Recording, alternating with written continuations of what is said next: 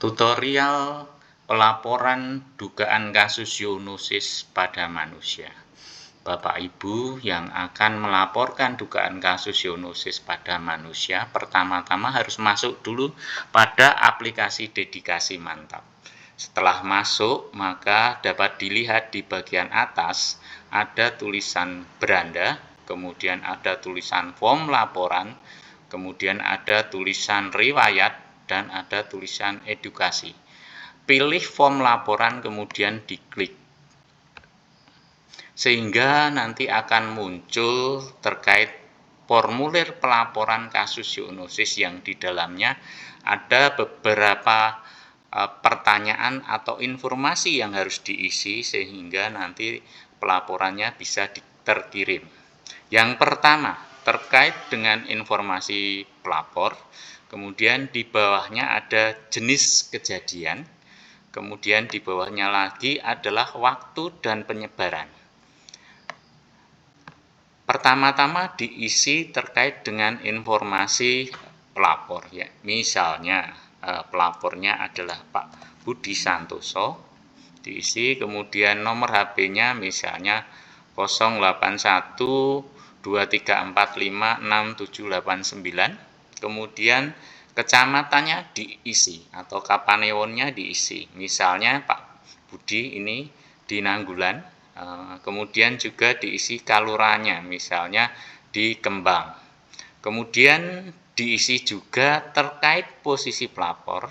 Ada beberapa pilihan, apakah itu pelapor sebagai perangkat desa, ataukah petugas puskesmas, ataukah petugas puskeswan, ataukah Babinsa atau Babin Kamtibmas, atau kader posyandu atau masyarakat.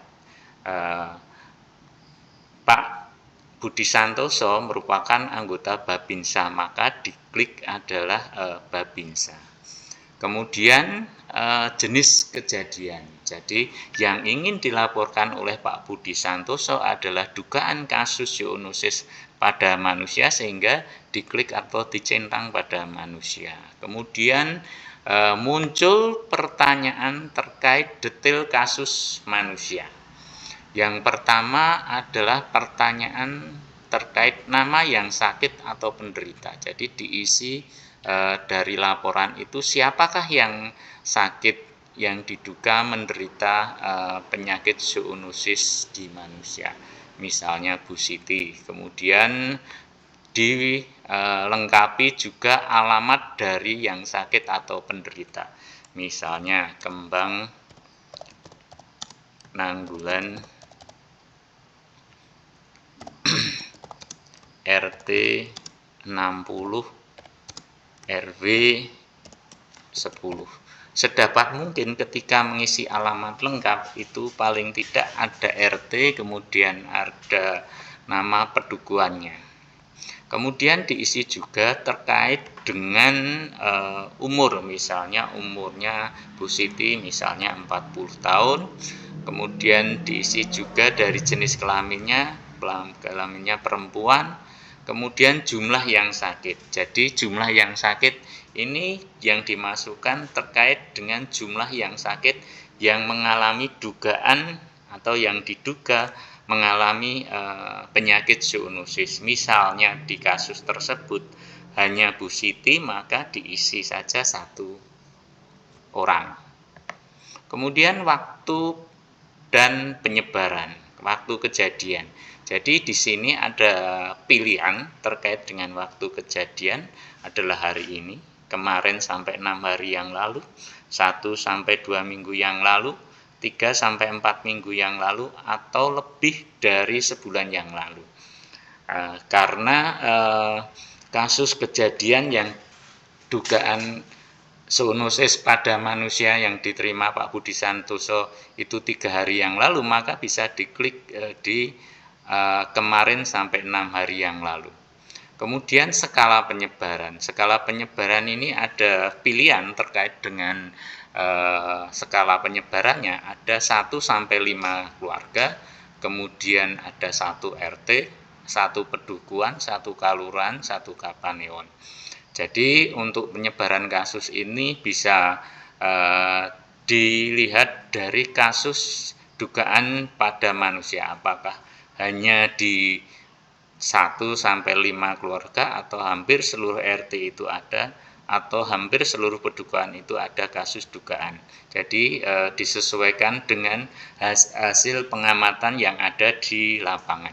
Karena tadi Bu Siti hanya 1 orang yang menderita dugaan kasus zoonosis pada manusia, maka diklik 1 sampai 5. Kemudian pertanyaan yang selanjutnya adalah gejala yang terlihat pada manusia. Jadi berdasarkan pengamatan dari Pak Budi Santoso, Bu Siti tadi mengalami sakit flu, kemudian juga ada demamnya, kemudian disertai batuk-batuk, kemudian ada gejala klinis atau tanda klinis yang lain yaitu sesak napas.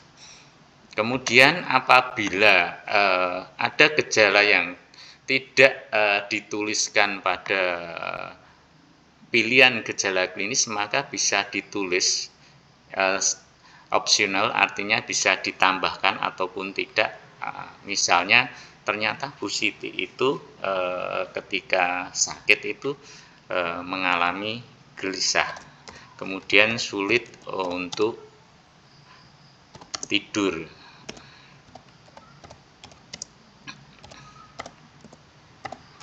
Setelah diisi semua, maka dicek terkait dengan isian. Apakah semua isian sudah diisi?